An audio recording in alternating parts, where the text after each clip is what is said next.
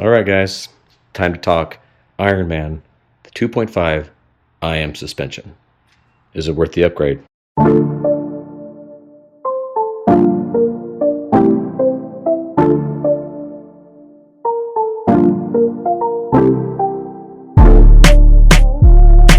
Welcome back to the channel. We're going to talk about Ironman today. If you've been in the space, you know Ironman has been a consistent option for several years, and it's been several years since we've ran Ironman. Not in any way a negative to their product. We ran the original foam cell, which is obviously super known for its durability, a great setup, but in the spectrum of things, a little bit stiffer as compared to what's out there in the marketplace. So when we started building this 2026 Toyota Tacoma, we thought, well, let's give it a shot. We had spoken with Ironman back at SEMA in 2025, and they showcased some of the new line. I thought, well, let's get this set up here in 26 and see what we think. So anyways, today I want to share a little bit about our thoughts around the suspension, everything from install to drive to feel. We've actually ran the suspension in a couple of variations of weight, with currently nothing on the back of the truck to a rough country cap. So we've ran it in a couple of different configurations. So yeah, let's dive right. So we're underneath the truck here. Kind of first and foremost, let's talk about what's new in the IM 2.5 suspension. So like I said, if you're making the shift or you've had the traditional foam cell suspension that they offer, what's the difference in this new line? So one, it's a 2.5-inch monotube shock, so it definitely has a larger oil capacity for heat management. It has adjustable ride height, and it is tuned specifically for this model for these new Tacomas. This is designed to handle, and this has kind of been one of Ironman's strong points, it's designed to handle additional weight. And the suspension has done really well. So we did this set with the upper control arms, which they are a good looking control arm. And obviously you can see back down through the front here, that front suspension. Now, to be super transparent, our only concern with this lift, and not just this Ironman lift, but any lift of this size, this is a 3.5-inch lift, which is a little bit higher than we typically would run. And you're looking at the exact reason why is your CV axles. It puts it at an odd angle.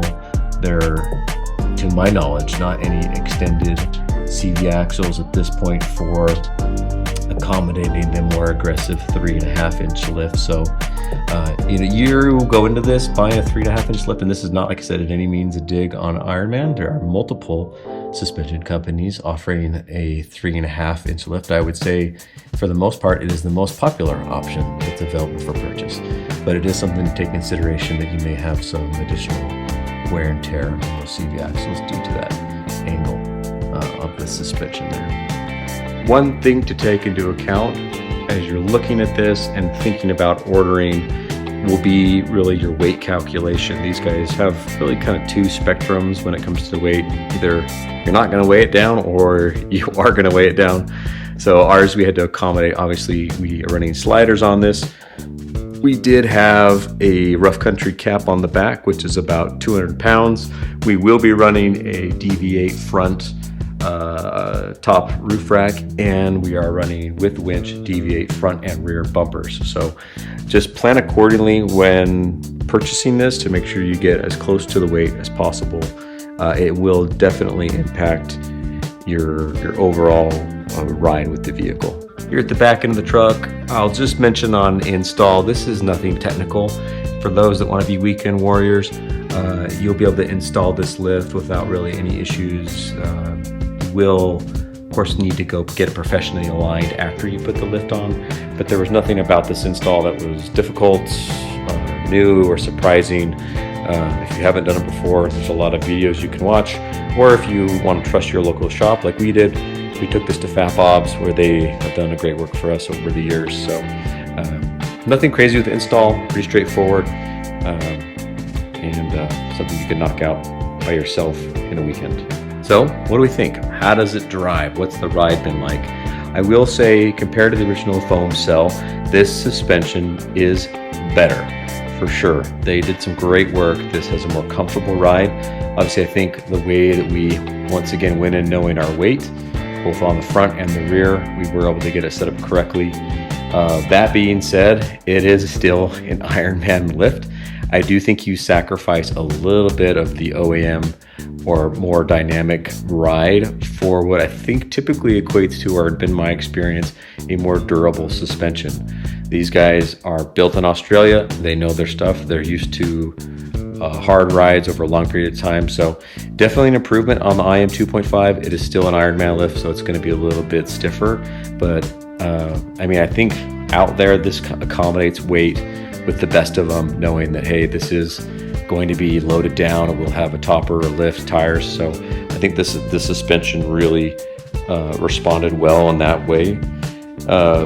And frankly, everything we've thrown at has been pretty comfortable. Everything from just normal street freeway driving to trails to I mean, you name it. Everywhere we've taken this has been, there really hasn't been any issues where I thought, wow, this is a suspension issue. This is something that is due to that. It's been pretty smooth. So who is this for? I mean, I think at the time that we reviewed this or are reviewing this, or since we've bought this, this kit with upper control arms was around $2,300 before a coupon. As you're probably familiar if you've looked at Ironman, they routinely run the occasional sell for a couple $100 off.